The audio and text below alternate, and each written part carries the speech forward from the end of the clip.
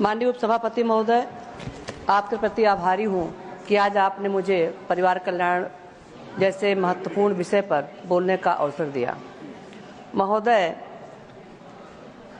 जान है तो जहान है, ये बात हम लोगों ने बचपन से सुना है और मैं श्रद्धेय प्रधानमंत्री आदरणीय नरेंद्र भाई मोदी जी की उस वाक्य को भी कोट करना चाहती हूँ जिसमें उन्होंने कहा है, भारत के अच्छे स्वास्थ्य का लक्ष्य सिर्फ बीमारी से मुक्ति पाना नहीं है बल्कि सभी के लिए तंदुरुस्ती और कल्याण सुनिश्चित करना है। इसका लक्ष्य शारीरिक, मानसिक और सामाजिक तंदुरुस्ती सुनिश्चित करना है।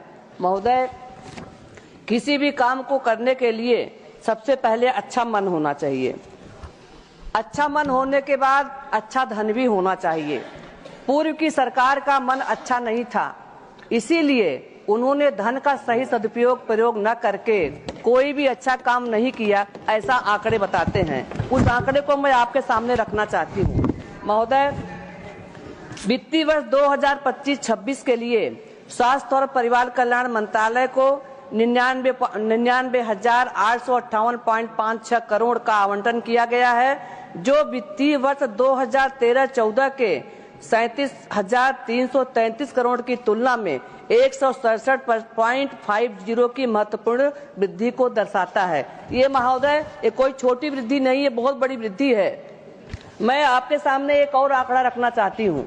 ये आंकड़ा स्वास्थ्य से जुड़ा हुआ है, बच्चों से जुड़ा हुआ है और ग्रामीण क्षेत्र में रहने वाले ऐसे लोगों के इलाज से जुड़ा हुआ है, जिसका आंकड़ा मैं आपके सामने रखना चाहती हूँ। महोदय, 2014 के पहले पूरे देश में कुल मेडिकल कॉलेजों की संख्या थी 387 और 2014 के बाद जब से हमारे श्रद्धेय प्रधानमंत्री मोदी जी ने इस देश की बागडोर संभाली है, तब से तिगुने का इजाफा करते हुए 780 मेडिकल कॉलेजों की स्थापना की गई, जो कहीं किसी से छुपी हुई नहीं है। महोदय, अगर हम एम्स की बात करें, पूरे देश में खाली 7 एम्स थे पूरे देश में। प्रधानमंत्री जी के आने के बाद से हमारे देश में 23 एम्स की स्थापना की गई, जो भी किसी से छुपा हुआ नहीं है।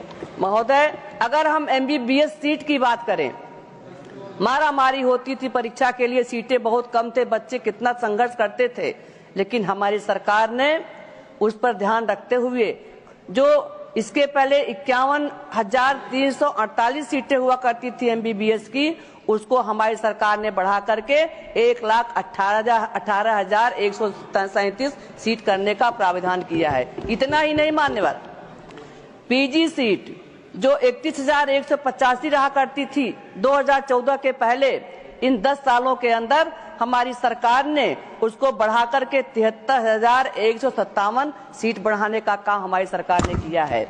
मैं बहुत आभारी हूं अपने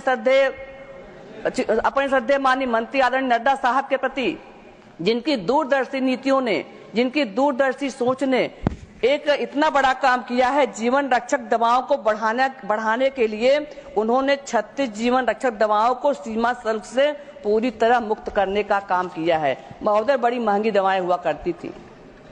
कैंसर जैसी बीमारी, जो कि असाध्य बीमारी हो गई है, इतना महंगा उसका इलाज है, लोग अपना जमीन बेचते हैं, लोग अपना प्रॉपर्टी बेचते हैं। हमारी सरकार ने ऐसे लोगों को ध्यान में रखते हुए कैंसर जैसी बीमारी से जूझ रहे लोगों के लिए 6 अन्य आवश्यक दवाओं पर मात्र 5% रियायती शुल्क लगाया है। ये भी ऐसा इतिहास में पहली बार हुआ है। महोदय, कैंसर एक ऐसी बीमारी है जिसका पता बहुत देर में लगता है और जब तक पता लगता है तब तक बहुत देर हुआ रहता है। सरकार ने उसका भी प्रबंध किया है।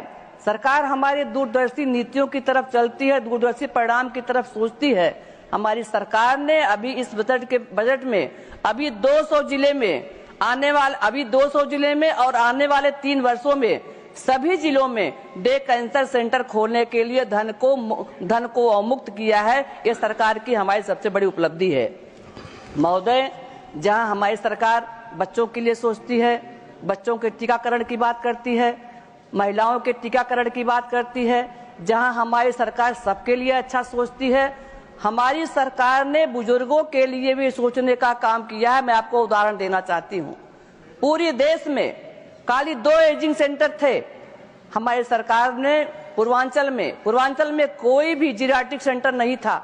हमारी सरकार ने वाराणसी के काशी हिंदू विश्वविद्यालय में जीरियाट्रिक सेंटर खोल करके एक छत के नीचे बुजुर्गों का इलाज करने का पूरा प्रबंध किया है। एक छत के नीचे चाहे सिटी स्कैन होगा, चाहे एक्सरे होगा, चाहे डायलिसिस होगा, चाहे ब्लड बैंक की व्यवस्था होगी, चाहे हार्ट का ऑपरेशन होगा, चाहे हड्डी टूटा हुआ होगा, कोई भी बीमारी होगी, हमारी सरकार एक छत के नीचे सबको इलाज करने का काम करेगी।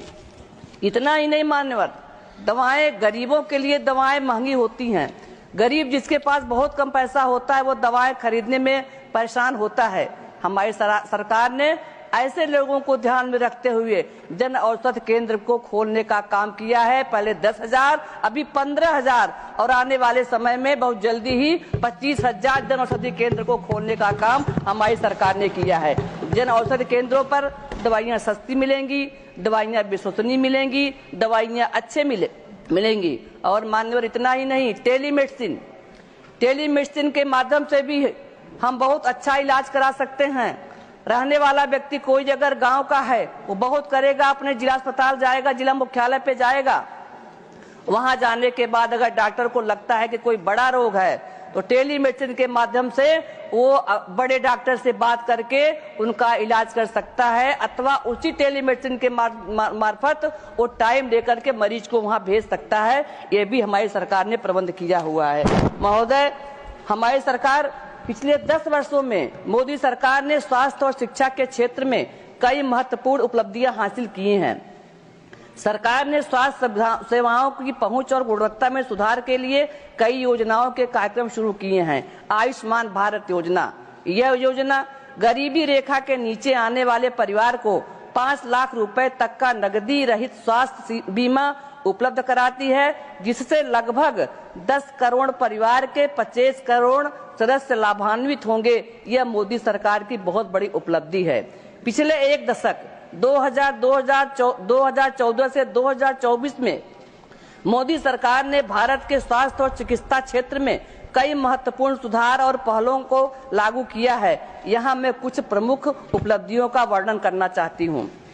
महोदय, आयुष्मान भारत योजना का विस्तार सरकार ने 70 वर्ष से अधिक आयु के नागरिकों के लिए प्रति परिवार 5 लाख रुपए के वार्षिक चिकित्सा बीमा कवरेज का विस्तार किया है, जिसके अतिरिक्त 6 करोड़ लाभान्वित होंगे। यह पहल 2018 में शुरू की गई आयुष्मान भारत योजना का विस्तार है, जो पहले से ही 50 करोड़ से अधिक नागरिकों को कवर करती है। महोदय, हम सभी लोग क्षेत्र में भ्रमण करते हैं, हम सभी लोग अपने अपने क्षेत्रों में कोई आकस्मिक मौत पर जाते हैं, देखते हैं किसी का जवान बेटा मर गया, कोई बिना इलाज के, बिना पैसे के अभाव में मर गया, तो हम लोग जाकर के सांत्वना व्यक्त करते हैं, भगवान को यही मंजूर था। लेकिन श्रद्धेय प्रधानमंत्री मोदी जी का ये कहना है कि ऊपर वाला, ये तो ऊपर के वाले के हाथ में, कौन मरेगा कौन नहीं मरेगा तो ऊपर वाला जानता है।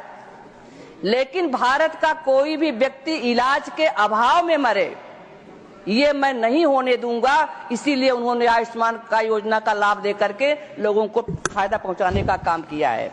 महोदय, राष्ट्रीय स्वास्थ्य मिशन एनएचएम के अंतर्गत ग्रामीण और शहरी क्षेत्रों में स्वास्थ्य सेवाओं की गुणवत्ता और पहुंच में सुधार के लिए कई ठोस कदम उठाए गए हैं। इसमें मातृ एवं शिशु स्वास्थ्य, टीकाकरण और संक्रामक रोगों की रोकथाम पर विशेष ध्यान दिया गया है। राष्ट्रीय स्वास्थ्य बीमा योजना, यह योजना गरीबी रेखा के नीचे यापन करने वाले परिवारों को स्वास्थ्य बीमा कवरेज करता है।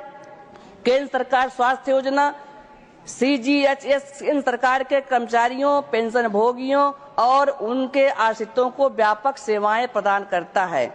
महोदय, मैं आपके सामने इस बात का भी उदाहरण करना चाहती हूं, जब हमारी सरकार नहीं थी महोदय, बड़ा संकट था, दवाई के लिए लोग अपने जमीन को गिरवी रख दिया करते थे। आज लेकिन किसी के मन में इस बात को कुछ सोचना नहीं है कि हमारे पास पैसा नहीं है, मैं कैसे इलाज करा पाऊंगा। महोदय, गांव में जब हम देखते हैं कोई हमारी बहन को प्रसव पीड़ा होती है, किसी का एक्सीडेंट होता है, कहीं पर कुछ भी होता है, तो वो महिला अपने घर के अंदर से ही अपने फोन से टोल फ्री नंबर पर फोन करके गाड़ी बुलाती है और वह गाड़ी आती है अपने एम्बुलेंस में बैठा करके सीधे सामुदायिक स्वास्थ्य केंद्र अथवा जिला चिकित्सालय में लेकर के जाती है, जहां पर उसका बेहतर और अच्छा इलाज होता है। मैं सरकार को बहुत धन्यवाद देना चाहूंगी। हमारी सरकार ने ऐसी कल्याणकारी योजनाओं को ला करके जनता को लाभ पहुंचाने का काम किया है और हमारे स्वास्थ्य के लिए पर्यावरण भी बहुत जरूरी है। हमारी सरकार ने सफाई स्वच्छता का भी कार्यक्रम किया। हमारी सरकार ने स्वच्छता के माध्यम से भी संदेश दिया। अंत में मानवर में खाली एक बात कहते हुए अपनी वाणी को विराम देना चाहूंगी। मैं माननीय मंत्री जी को एक सुझाव देना चाहती हूँ जो मुझे समझ में आ रहा है। जो सामुदायिक स्वास्थ्य केंद्र है और अतिरिक्त सामुदायिक स्वास्थ्य केंद्र है, वहां पर अनिवार्य रूप से अगर महिला चिकित्सकों की नियुक्ति अनिवार्य कर दी जाए तो जो प्रसव पीड़ा में होने वाली दिक्कतों से बहुत सी बहनों की मृत्यु हो जाती है, उससे उनको बचाया जा सकता है। मैं उम्मीद करूंगी कि सरकार हमारी इस बात पर कुछ जरूर विचार करेगी। मैं आदरणीय प्रधानमंत्री मोदी जी के प्रति बहुत आभारी हूं, आदरणीय अपने स्वास्थ्य मंत्री जी के प्रति बहुत आभारी हूं। आप लोगों ने कम समय में जनता को जो विश्वास जीता है, जनता को जो आपने इलाज के लिए पैसे का प्रबंध किया है, उसके लिए हम सभी आभारी हैं। बहुत बहुत धन्यवाद। Mister PP Sunil.